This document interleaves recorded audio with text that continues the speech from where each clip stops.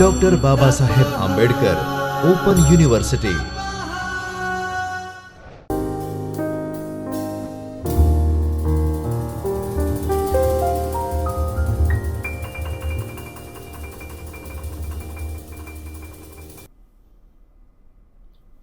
નમસ્કાર વિદ્યાર્થી મિત્રો, ડૉક્ટર બાબા સાહેબ આંબેડકર ઓપન યુનિવર્સિટીના ચૈતન્ય સ્ટુડિયોમાં ઇતિહાસ વિષયના આજના લેક્ચરમાં હું ડૉક્ટર સોનલ આપ સર્વેનું હાર્દિક સ્વાગત કરું છું. મિત્રો, આજે આપણે પ્રથમ વર્ષમાં અભ્યાસ કરતા ઇતિહાસ વિષય સાથે બીએના પ્રથમ વર્ષમાં અભ્યાસ કરતા વિદ્યાર્થી મિત્રોને એક પેપર તરીકે જે ભણવામાં આવે છે, वो ગુજરાતનો ઇતિહાસ મુખ્ય અને ગૌણમાં બંને સબસિડરીવાળાને ગુજરાતનો ઇતિહાસ જે પેપર તરીકે ભણવામાં આવે છે અને આ ગુજરાતના ઇતિહાસમાં મહત્ત્વનું પ્રદાન કરનારા સોલંકી અને વાઘેલા અને આ સમયની જે સ્થિતિ રહી, આ સમયની જે આર્થિક સ્થિતિ રહી, આ સમયનું આજે ચોથું યુનિટ બ્લોક નંબર 4 જે સોલંકી વાઘેલા યુગીન ગુજરાત અને એમાં એક યુનિટ તરીકે ભણવામાં આવતું સોલંકી વાઘેલા સમયની સામાજિક, આર્થિક, સાંસ્કૃતિક, ધાર્મિક આ વગેરે સ્થિતિનો અભ્યાસ આ યુનિટમાં કરવામાં આવે છે. આજે આપણે સોલંકી વાઘેલા યુગીન આર્થિક સ્થિતિ વિશે અભ્યાસ કરીશું. મિત્રો, આપણે સૌ જાણીએ છીએ, આપણે સૌ અગાઉ પણ સોલંકી જે શાસકો છે એ સોલંકી શાસકો વિશે વિગતે અભ્યાસ કર્યો છે, અલગ અલગ શાસકોની રાજકીય સિદ્ધિઓ વિશે જાણ્યું છે. આપણે એ પણ જાણ્યું છે કે કઈ રીતે ચાવડા વંશની સત્તાનો અંત આવ્યો અને સોલંકી સત્તાનો અભ્યુદય થયો. કઈ રીતે ચાવડા વંશના છેલ્લા રાજા સામંતસિંહને હણીને કહેવાય છે કે એનો જ ભાણેજ મૂળરાજ, આ મૂળરાજે સોલંકી સત્તાની સ્થાપના કરી. મૂળરાજ પછી અનેક શાસકો થઈ ગયા. આ અનેક શાસકો જેમ કે ભીમદેવ, સિદ્ધરાજ જયસિંહ, કુમારપાળ આવા અલગ અલગ શાસકોના સમયમાં ગુજરાતની જે સ્થિતિ છે, આમ તો મિત્રો ઇતિહાસના પન્ના ઉપર ગુજરાતનો સુવર્ણ યુગ તરીકે સોલંકી કાળને આલેખવામાં આવ્યો છે. સોલંકી યુગ છે, જે સોલંકી સમયગાળો છે, એને ગુજરાતનો સુવર્ણ યુગ તરીકે ઓળખવામાં આવે છે. અને માટે જ મિત્રો આ સમયમાં ગુજરાતના લોકોની સામાજિક સ્થિતિ, એમની આર્થિક સદ્ધરતા, એમની સાંસ્કૃતિક સ્થિતિ, એ સમયમાં સ્થાપત્યનો એટલો બધો વિકાસ થયેલો, એ સમયમાં સાહિત્યનો એટલો બધો વિકાસ થયેલો, સાહિત્ય સ્થાપત્યના ક્ષેત્રે આટલું ગણનાપાત્ર કામ થયું, સાથે સાથે લોકો સામાજિક રીતે એટલા સદ્ધર હતા, સામાજિક ઉન્નતિ હતી, આર્થિક રીતે સદ્ધર હતા. એમની જે ધાર્મિક સ્થિતિ કહેવાય, આ ધાર્મિક સ્થિતિ આ વગેરે જોતા, આ વગેરે ક્ષેત્રે થયેલ વિકાસને જોતા સોલંકી યુગ કે સોલંકી સમયગાળો એ ભારતના ઇતિહાસમાં સુવર્ણ યુગ તરીકે આલેખાયો છે.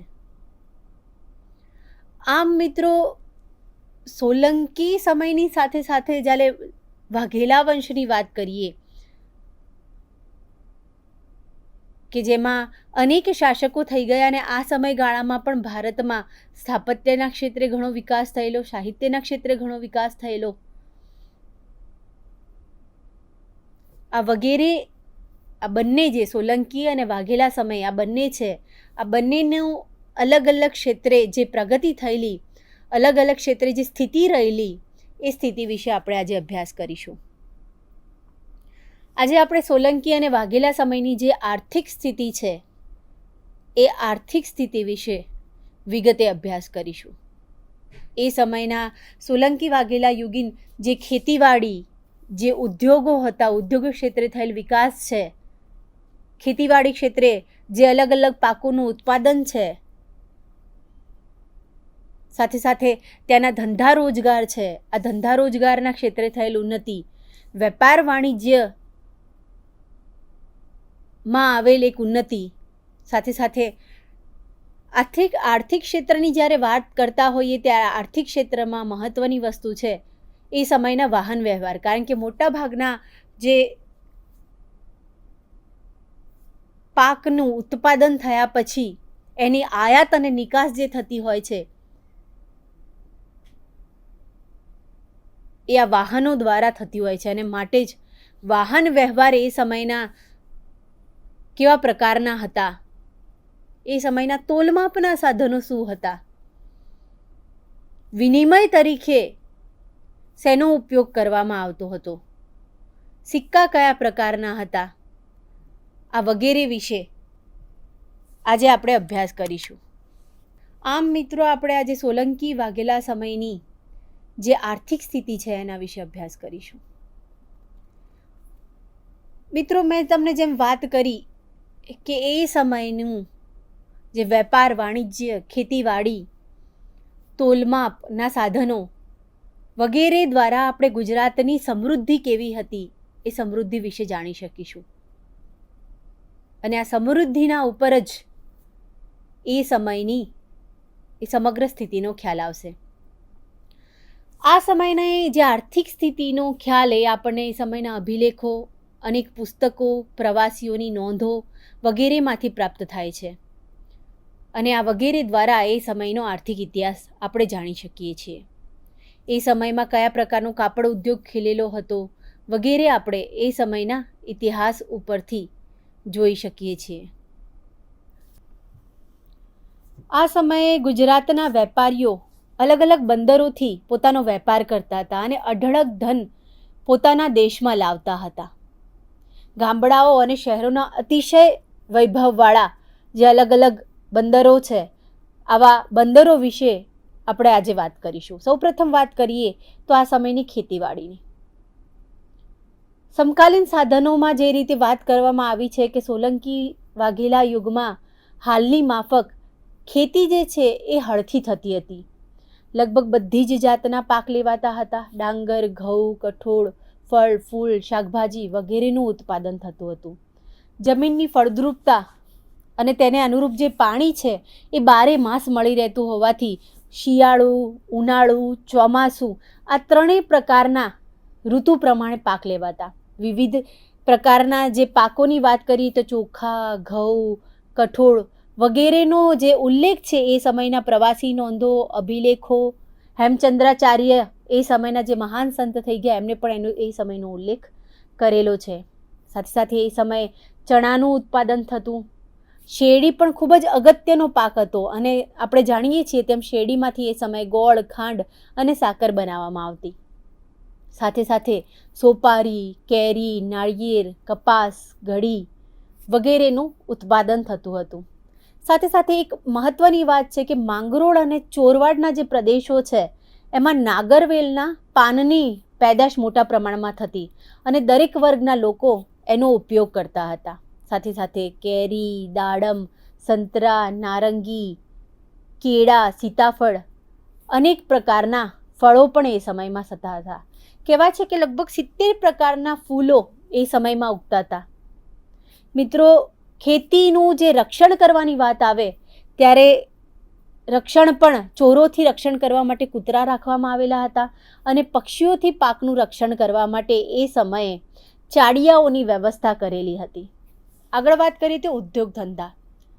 ઉદ્યોગ ધંધામાં કાપડ, હસ્તકલા, ચામડું, ખાંડ, સ્થાપત્ય, લોખંડ અને બીજી અનેક ધાતુઓ વગેરેનો ઉદ્યોગ વિશેષ વિકસેલો હતો. કાપડ ઉદ્યોગ ભરપૂર પ્રમાણમાં કાપડ ઉદ્યોગની આપણે એ સમયમાં જોઈ શકીએ છીએ. કાપડ ઉદ્યોગ ભરૂચ, ખંભાત તથા પાટણમાં એના ખૂબ મોટા 3 બહુ મોટા કેન્દ્રો આ ભરૂચ, ખંભાત અને પાટણ હતા. ભરૂચનું જે કાપડ છે એ બરોજી, ખંભાતનું કાપડ ફબાયતી એવા નામથી વિખ્યાત થયેલું હતું. તેની દેશ વિદેશોમાં ખૂબ મોટી માંગ રહેતી હતી. ભરૂચ તથા ખંભાતના બંદરેથી બંને પ્રકારના કાપડની મોટા પાયા પર નિકાસ થતી. સાથે સાથે મિત્રો પાટણના પટોળા જે હાલ પણ ખૂબ જાણીતા છે અને એ સમયમાં પણ ખૂબ જ જાણીતા હતા. કાપડ ઉપરાંત જાત જાતના અન્ય ગૃહ ઉદ્યોગો છે, આ ગૃહ ઉદ્યોગો પણ ખૂબ મોટા પ્રમાણમાં વિકસ્યા હતા. મેરુતુંગ, હેમચંદ્રાચાર્ય વગેરેના કથન મુજબ એ સમયના જે ઉદ્યોગો છે એ વગેરે ઉદ્યોગોમાં જે શેરડી છે એ શેરડી ખૂબ મોટો ઉદ્યોગ હતો. શેરડીને પીલવા માટેના સંચારમાં જે સંચો છે એને કોલું કહેતા હતા. અને આમ શેરડીમાંથી ખાંડ બનતી અને ખાંડમાંથી અલગ અલગ પ્રકારની મીઠાઈઓ બનાવાતી. પશુપાલનનો ઉદ્યોગ પણ ખૂબ જ વિકસેલો હતો. ઘેટા, બકરા, ભેંસો, બળદો વગેરેનો ચામડાનો ઉદ્યોગ પણ પ્રચલિત હતો મિત્રો. કે જેમ હાલ ભારત દેશ પોતે પશુપાલન સાથે સંકળાયેલું છે એમ એ સમયમાં પણ આજે ગુજરાત છે, જે ભારત દેશમાં આવેલ ગુજરાત પણ પશુપાલન સાથે સંકળાયેલું હતું. આગળ વાત કરીએ તો ખંભાતના જે જોડા છે, આ જોડાની પણ માંગ એ સમયમાં ખૂબ રહેતી હતી. આ ચામડામાંથી પખાલ, બાલદી, કૂપી વગેરે બનાવવામાં આવતા હતા. ઉપરાંત રંગબેરંગી પશુ પક્ષીઓની આકૃતિવાળા મનોહર ગાલીચા, સાદડીઓ, ઓશિકા વગેરે પણ બનાવવામાં આવતા હતા. આવી જે બનાવટો છે એ દેશ વિદેશોમાં એની ખૂબ માંગ હતી અને એની ખૂબ જ મોટી કિંમત ઉપજતી હતી. આ સમયમાં પાટણ, ધોળકા, ખંભાત, ભરૂચ વગેરે શહેરોના જે મકાનો, દુર્ગો, જળાશયો અને આ યુગના જે મંદિરો છે, આ મંદિરો જોતા, એનું બાંધકામ જોતા, એની સ્થાપત્ય, એના શિલ્પ, પથ્થરકામ, સુથારીકામ, લોહારીકામ વગેરેના ઉદ્યોગો ખીલ્યા હોવાની આપણને એક ભાસ થાય છે. આબુ, ગિરનાર તથા અન્ય સ્થળોના જે દેવાલયો છે, આ દેવાલયો આ જે વાત થઈ આ પથ્થર ઉદ્યોગની એક મોટી સાક્ષી પૂરે છે. આરાસુર પર્વત ઉપર લોખંડ ગાળવાનો ખૂબ મોટો ઉદ્યોગ ખીલેલો હતો. પથ્થર ફોડવાનો પણ ઉદ્યોગ એ સમયમાં ખૂબ જાણીતો હતો. લોખંડમાંથી હથિયારો તથા ઓજારો બનાવવામાં આવતા તથા ગૃહ ઉપયોગી ચીજો પણ આ પથ્થરોમાંથી તૈયાર થતી હતી. જાત જાતના વાસણો, કંસારના ઉદ્યોગોએ તે સમયનું અસ્તિત્વ સૂચવે છે. સોના ચાંદીના દાગીનાઓ અને એનો આટલો બહોળો ઉપયોગ એ સમયમાં, એ સોનીનો ધંધો એ સમયમાં કેટલો વિકસિત હશે એ સૂચવે છે. નવસારી સુગંધિત પદાર્થો બનાવવા માટેનું મોટું કેન્દ્ર હતું. કુંભાર, વણકર, દરજી વગેરેના ધંધાઓ ખૂબ મોટા નોંધપાત્ર રીતે વર્ણવવામાં આવેલા છે. સાથે સાથે બાગ બગીચાઓ, ફૂલ ઝાડોના ઉલ્લેખ પણ એ સમયના જે માળીનો ઉદ્યોગ છે, માળીનો જે ધંધો છે એની અહીં સૂચન કરે છે. સાથે સાથે પુરોહિત, જોશી, વૈદ્ય, કંદોઈ, તંબોડી, નાઈ, ઘાંચી, મોચી, રંગાટી, ઓડ વગેરેના જે ધંધાઓ છે, ધંધાઓ પણ ખૂબ જાણીતા હતા. આ ઉપરાંત ગાયક અને ગણિકાઓ વગેરેના ધંધાઓ પણ સારા પ્રમાણમાં એ સમયમાં નિર્દેશ જોવા મળે છે. જુદા જુદા ધંધાર્થીઓની અલગ અલગ પ્રકારની સંગઠનોનો ઉલ્લેખ આપણને એ સમયના સાહિત્યમાંથી જોઈ શકીએ છીએ. ઊંચા વર્ગના બુદ્ધિશાળી લોકો, સરકારી અમલદારો અને રાજપુરુષોનો આ પ્રકારના અલગ અલગ ધંધાઓ પણ આપણે એ સમયના સાહિત્યમાંથી જાણી શકીએ છીએ. આગળ વાત કરીએ તો વેપાર વાણિજ્યની. વિવિધ પ્રકારના ધંધાઓ અને ઉત્પાદનના લીધે વેપાર વાણિજ્ય ખૂબ મોટા પ્રમાણમાં ખીલેલો હતો.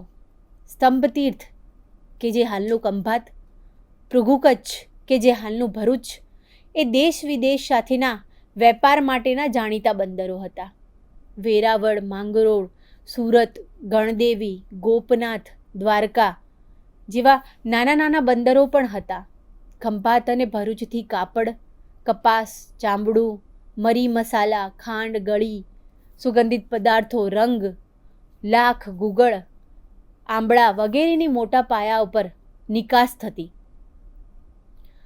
આમ ગુજરાતના વેપારીઓ પુષ્કળ ધન કમાતા અને બંદરો મારફત વિદેશોમાંથી સોનું, ચાંદી, તાંબુ વગેરે ધાતુઓ જે છે આ વિવિધ પ્રકારના સાથે સાથે દારૂઓ, સુરમો, ઘોડા વગેરેની પણ આયાત થતી હતી. ગુજરાતી જે વેપારીઓ છે આ વેપારીઓ ઈરાન, અરબસ્તાન, ચીન, આફ્રિકા, સિલોન, જાવા વગેરે દેશો સાથે દરિયાઈ વેપાર કરતા હતા. ઈરાન વગેરે દેશોમાં જગડુશા જેવા ગુજરાતી વેપારીઓનો મોટા વેપાર ચાલતા હતા અને જેના ઉલ્લેખો આ સમયના સાહિત્યિક ગ્રંથોમાંથી પણ મળે છે. અફઘાનિસ્તાનમાં પણ ગુજરાતી વેપારીઓની પેઢી હતી. તે જ રીતે ઈરાન, અફઘાનિસ્તાન વગેરે દેશોના મુસ્લિમ વેપારીઓની પાટણમાં, સોમનાથમાં, ખંભાતમાં, ભરૂચ વગેરે શહેરોમાં પેઢીઓ વિશેના ઉલ્લેખો પ્રાપ્ત થાય છે. ગુજરાતનું વહાણવટું આ સમય ખૂબ જ વિખ્યાત હતું તથા ધોધા બંદર એ મોટું નૌકા મથક હતું. અમુક વેપારોનો રાજ્ય તરફથી ઇજારો અપાતો હતો. જુદા જુદા વેપારીઓ સંઘો આ સમયમાં અસ્તિત્વમાં આવેલા હતા.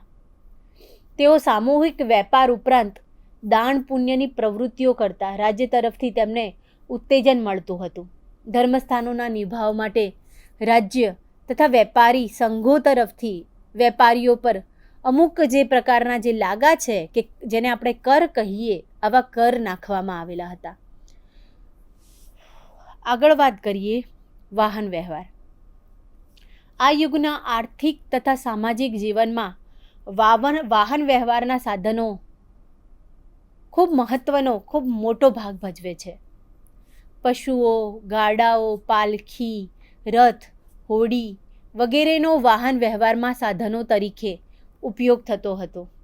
હાથી તથા ઘોડા સૈન્યની શોભા ગણાતા હતા. લશ્કરમાં હાથી તથા ઘોડાનો ઉપયોગ વધારે પ્રમાણમાં થતો. યુદ્ધ ઉપરાંત મહોત્સવ, રાજસવારી, શિકાર વગેરેમાં પણ હાથીઓનો ઉપયોગ સવિશેષ થતો હતો. હસ્તિશાળા એ રાજમહેલોનો મહત્વનું અંગ ગણાતું. હાથી પછી મહત્વનું જે સ્થાન પ્રાણીઓમાં લેતા હતા એ ઘોડા હતા. તે લડાઈ ઉપરાંત મુસાફરીનું પણ અગત્યનું સાધન હતું. તેનો ઉપયોગ એ ઘણી બધી અલગ અલગ જગ્યાએ કરવામાં આવતા. માલની હેરફેર કરવા માટે ઘોડાની સાથે સાથે ઊંટ, બળદ, પાડા, ગધેડા વગેરેનો ઉપયોગ થતો. રાજાઓ, રાણીઓ, સામંતો સાથે સાથે તેમની સ્ત્રીઓ પાલખીઓનો ઉપયોગ છૂટથી કરતી હતી. રાજકુટુંબના જે સભ્યો છે સાથે સાથે અધિકારીઓ, સામંતો તથા ધનિક વર્ગના લોકો રથનો પણ વાહન તરીકે ઉપયોગ કરતા હતા. ગાડું જે છે જે હાલના સમયમાં પણ ગામડાઓમાં ગાડાનું અસ્તિત્વ આપણે જોઈ શકીએ છીએ કે જેને શકટ તરીકે ઓળખવામાં આવતું હતું. આ શકટ એટલે કે ગાડું સામાન્ય ઉપયોગનું સાધન બનેલું હતું. સામાન્ય લોકો છે એ આના દ્વારા વાહન વ્યવહાર કરતા હતા. જળમાર્ગોમાં હોડીઓ, દૂરના જળમાર્ગોમાં વહાણો છે આ વહાણોનો ઉપયોગ થતો હતો. આગળ વાત કરીએ તો તોલમાપ અને વિનિમયના સિક્કાઓ. મિત્રો, આ સમયમાં તોલમાપના નિશ્ચિત સાધનો વપરાતા, જેમાં અનાજ, સુવર્ણ વગેરે તોલવા માટે નિશ્ચિત વજનો હતા. ઘી, તેલ વગેરે પ્રવાહી પદાર્થો માટે ચોક્કસ માપ હતા. ધાન્યમાં મૂળો, સુવર્ણમાં ભાર તથા પ્રવાહીમાં ઘડી એ સૌથી મોટા વજન કે માપ હતા. જમીનની માપણી માટે નિશ્ચિત પદ્ધતિ એ સમયમાં અમલમાં આવેલી હતી.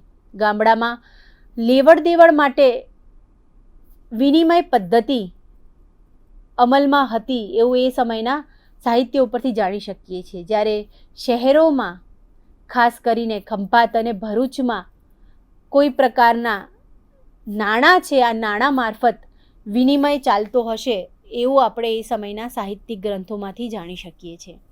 કમનસીબે સોલંકી યુગના જે જૂજ સિક્કાઓ મળ્યા છે, આ જૂજ સિક્કાઓમાંથી એ સમયનો આપણે વેપાર વાણિજ્ય જાણી શકીએ છીએ. આ બાબતમાં કંઈ નિશ્ચિત કહી શકાય તેમ નથી, છતાંય જે એક દ્રમ પ્રકારનો નાણાંનો મુખ્ય સિક્કો જે કદાચ ઉપયોગમાં એ સમયે લેવાતો હશે તેનો ઉલ્લેખ પ્રાપ્ત થાય છે.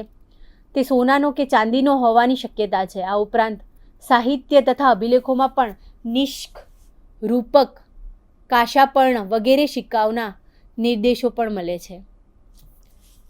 એ સમયની લોકોની આર્થિક સ્થિતિનો મૂળ રીતે અભ્યાસ કરીએ તો આ યુગની જે સમૃદ્ધ ખેતીવાડી, વિકસિત ઉદ્યોગ ધંધા તથા ખીલેલા વેપાર વાણિજ્યને લીધે લોકોની જે આર્થિક સ્થિતિ છે, આ આર્થિક સ્થિતિ એકંદરે સંતોષકારક હતી. ધીકતા વેપારને લીધે અમુક વેપારીઓ કરોડપતિ બન્યા હતા. એમના મકાનો ઉપર કોટી ધ્વજ જે છે એ ધ્વજ ફરકતો. ઉદયન, વિમલ તથા વસ્તુપાલ, તેજપાલ જેવા મંત્રીઓ કરોડોના રૂપિયાનો ખર્ચે મંદિરો બંધાવ્યા હતા. આશરે 16-17 સૈકાના જે લખાયેલા જે ગ્રંથો છે અને સાથે સાથે એમાં જે પ્રબંધો છે, નામાભિનંદનો દ્વાર પ્રબંધ, એક વેપારીએ ગુજરાતના કરેલા વર્ણનનો અને ત્યાં દરેક પ્રકારના ધાન્ય, કઠોળ, શાકભાજી, ફળફૂલ વગેરેની પેદાશોના ધીકતા વેપાર, રોજગાર, ગામે ગામ અન્ન ક્ષેત્રો જે ચાલુ થયેલા છે, સાથે સાથે જે પરબો ચાલુ થયેલા છે, ઉપરાંત કૂવા અને વાવો હોવાનો જે ઉલ્લેખ કરેલો છે. આમ આ સમૃદ્ધ ગામડાઓ તથા વૈભવશાળી નગરોનો અસ્તિત્વનો ઉલ્લેખ કરાવે છે. આમ છતાંય સામાન્ય લોકોની સ્થિતિને લગતા ખાસ નિર્દેશો આમાંથી મળતા નથી. વ્યાજનો જે દર છે એ 24% જેટલો ઊંચો હોવાનો જે સાધનો છે એ સાધનોમાંથી માહિતી પ્રાપ્ત થાય છે. દેણદારો અને લેણદારોનો ઉલ્લેખ પણ સામાન્ય છે. છતાં તે સમયે ગુજરાતના લોકોની આર્થિક જે સ્થિતિ છે એ સ્થિતિ જોતા એ સમયના લોકો ખૂબ સુખી અને સાધન સંપન્ન હોવાના પુરાવાઓ આપણને પ્રાપ્ત થાય છે. આમ મિત્રો, આજે આપણે એ સમયની જે આર્થિક સ્થિતિ છે, સોલંકી વાઘેલા સમયની જે આર્થિક સ્થિતિ છે, આર્થિક સ્થિતિમાં અલગ અલગ ખેતીવાડી ક્ષેત્રે થયેલ વિકાસ, એમાં અલગ અલગ પ્રકારના પાકોનું ઉત્પાદન, સાથે સાથે એ સમયનો જે વાહન વ્યવહાર છે, આ વાહન વ્યવહાર વિશે, કયા પ્રકારે એ સમયના વાહન વ્યવહાર મારફતે કેવા પ્રકારનો વેપાર થતો હતો એ વિશે, એ સમયના ઉદ્યોગ ધંધાઓ વિશે, સાથે સાથે જે વિનિમયના સાધનો છે, આવા વિનિમયના સાધનો અને સાથે સાથે જે દ્રમ, નિષ્ક, કાશાપર્ણ જેવા સિક્કાઓ છે, આ સિક્કાઓ વિશે આપણે અભ્યાસ કર્યો. આ સાથે સાથે લોકો કઈ રીતે વેપાર, વાણિજ્ય, ખેતી, પશુપાલન જેવા અલગ અલગ ઉદ્યોગ ધંધાથી એમની કયા પ્રકારે એમની આર્થિક સ્થિતિ સદ્ધર થઈ હતી અને એ વિશેની જે માહિતી છે એ સમયના જે અભિલેખો છે, એ સમયના જે સાહિત્યિક ગ્રંથો છે, એમાં ખાસ હેમચંદ્રાચાર્ય કે જે એ સમયના મહાન વિદ્વાન થઈ ગયા, સિદ્ધરાજ જયસિંહ અને કુમારપાળના સમયના આ મહાન જૈન આચાર્ય હેમચંદ્રાચાર્યની જે અનેક અલગ અલગ પ્રકારના ગ્રંથો છે, એમાંથી સાથે સાથે જે ગુજરાતનો ઇતિહાસ રજૂ કરતા જે પ્રબંધો છે, જૈન પ્રબંધોમાંથી પણ આ સમયનો આર્થિક ઇતિહાસ આપણે વિસ્તૃત જાણી શકીએ છીએ અને લોકો કઈ રીતે સાધન સંપન્ન હતા, કેટલા સુખી હતા, એના વિશેનો નિર્દેશ આપણે મેળવી શકીએ છીએ. હવે પછીના લેક્ચરમાં મિત્રો જે એ સમયની સામાજિક સ્થિતિ છે, આ સામાજિક સ્થિતિ, એ સમયની ધાર્મિક સ્થિતિ વગેરે સ્થિતિ વિશે અભ્યાસ કરી અને કઈ રીતે સોલંકી વાઘેલા યુગીન જે ગુજરાત છે, એ ગુજરાત સુવર્ણ યુગ તરીકે કઈ રીતે નામાભિમાન થયું એ વિશે આપણે માહિતી મેળવીશું. અસ્તુ.